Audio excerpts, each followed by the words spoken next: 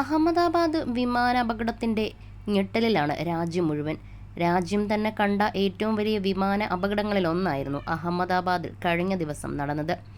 ഈ സന്ദർഭത്തിൽ ഗാനഗന്ധർവൻ KG യേശുദാസ് വിമാനാപകടത്തിൽ നിന്ന് അത്ഭുതകരമായി രക്ഷപ്പെട്ടത് 2 തവണയെന്ന് പറയുകയാണ് റിപ്പോർട്ടുകൾ. ആദ്യത്തേത് 1971 ഡിസംബർ 9 ആ സംഭവം. പശ്ചിമഘട്ടത്തിലെ മേഘമലയിൽ തകർന്നു വീണ വിമാനത്തിൽ യാത്ര ചെയ്യേണ്ടതായിരുന്നു യേശുദാസ്. വിമാനത്താവളത്തിലെത്താൻ വൈകിയതിനാൽ മാത്രമാണ് അദ്ദേഹം അന്ന് തലനാരിഴയ്ക്ക് രക്ഷപ്പെട്ടത്.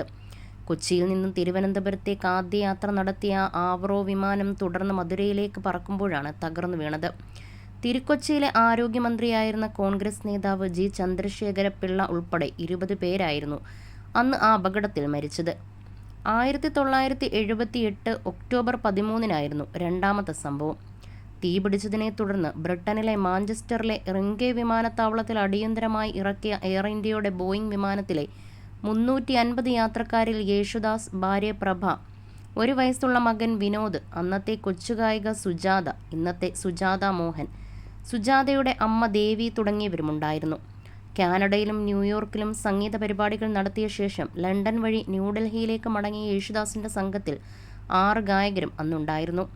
ന്യൂയോർക്കിൽ നിന്നും പറന്നുയർന്ന് 3 മണിക്കൂർ കഴിഞ്ഞപ്പോഴാണ് വിമാനത്തിലെ ബാഗേജ് സൂക്ഷിക്കുന്ന സ്ഥലത്ത് പുക കണ്ടത്. അറ്റ്ലാന്റിക് സമുദ്രത്തിന് മുകളിലായിരുന്ന വിമാനം പൈലറ്റ് അടിയന്തരമായി മാഞ്ചസ്റ്ററിൽ ഇറക്കുകയായിരുന്നു.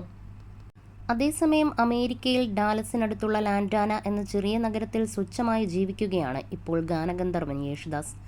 ഇന്ത്യയെ സംബന്ധിച്ച് സാധാരണ ഭാഷയിൽ പറഞ്ഞാൽ സെലിബ്രിറ്റികളുടെ സെലിബ്രിറ്റിയായ യേശുദാസ് ലാളിത്യത്തിൻ്റെ ലാളിത്യത്തോടെയാണ് ഇവിടെ സ്വന്തം ജീവിതം നയിക്കുന്നത്.